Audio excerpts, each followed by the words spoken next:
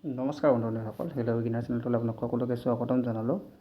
বন্ধু-বান্ধৱীসকল, গুৱাহাটী পৌৰ নিগমৰ ফালৰ পৰা আমাৰ সৰ্বমুঠ টোটেল 60টা পদৰ মুকলি হৈছে। 60টা পদৰ ফালৰে পৰা আপোনালোকৰ য'ত আপোনালোকৰ 12,000 টকা প্ৰতিমাহে আপোনালোকৰ দৰমহা প্ৰদান কৰা হ'ব।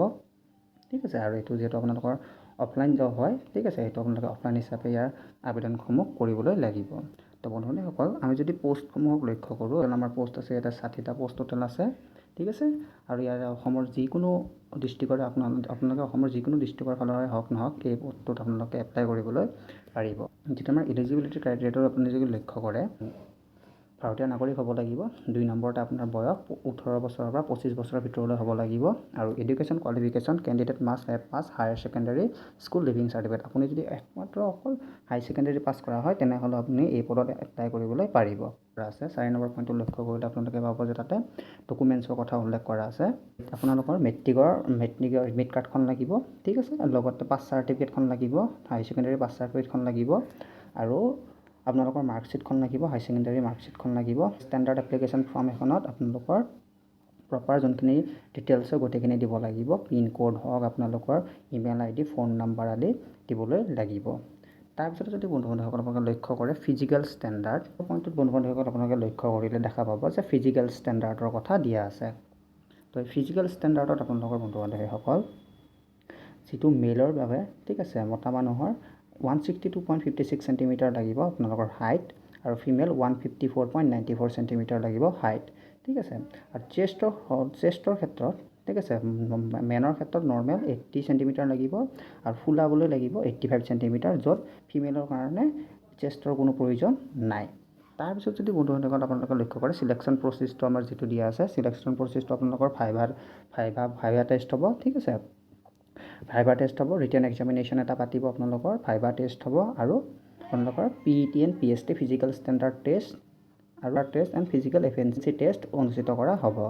তাৰপিছতে যদি প্ৰাইমেৰী ভেৰিফিকেশ্যন ডকুমেণ্টছৰ ক্ষেত্ৰত আপোনালোকৰ লাগিব বন্ধু-বান্ধৱীসকল preliminary verification of documents, physical standard test and physical efficiency টেষ্টত আপোনালোকৰ গোটেইখিনি ডকুমেণ্টছ লাগিব। ঠিক আছে, যিখিনি ডকুমেণ্টছ আপোনালোকৰ মই ক'লোঁ মাত্ৰ, গোটেইখিনি ডকুমেণ্টছ আপোনালোকে লৈ যাব লাগিব।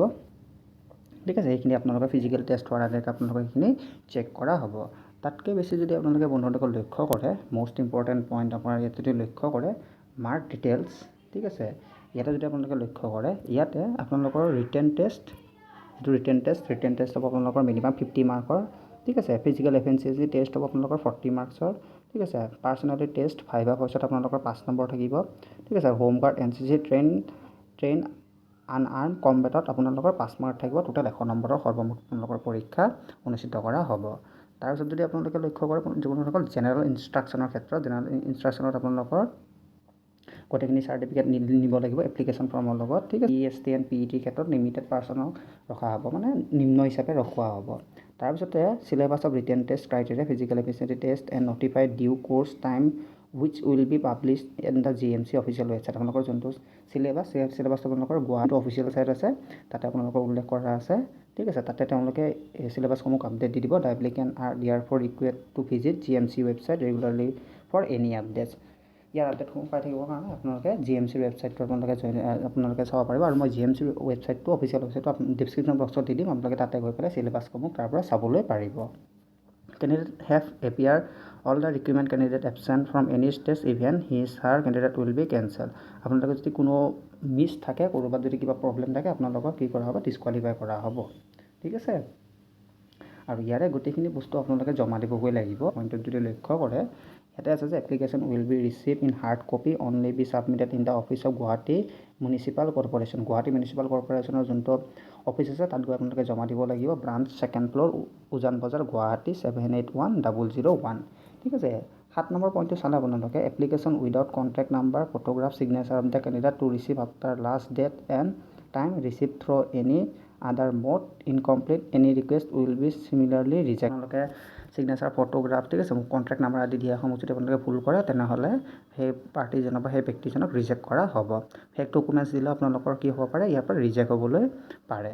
10 নম্বৰ পইণ্টটোতে আপোনালোকৰ ইয়াতে ঠিক আছে GMC যিটো অফিচিয়েল ৱেবছাইটতে দিয়া আছে আৰু মই অফিচিয়েল ৱেবছাইটৰ যোনটো লিংকটো মই আপোনালোকক ডেছক্ৰিপশ্যন বক্সত দি দিম তাৰ পৰা আপোনালোকে গৈ পেলাই চিলেবাছৰ সম্পৰ্কে গোটেইখিনি কথা জানিবলৈ পাৰিব তো আজিলৈ ইমানখিনি আছিল বন্ধুসকল যদি ভিডিঅ'টো চাই ভাল পাইছে তেনেহ'লে এটা লাইক কৰি দিব আৰু চেনেলটো ছাবস্ক্ৰাইব কৰি ৰাখিব এনেধৰণৰ ইনফৰ্মেটিভ বা জব ইনফৰ্মেটিভ ভিডিঅ'সমূহ পাই থাকিবলৈ কাৰণে তো আজিলৈ ইমানখিনিয়ে ধন্যবাদ জয় আই অসম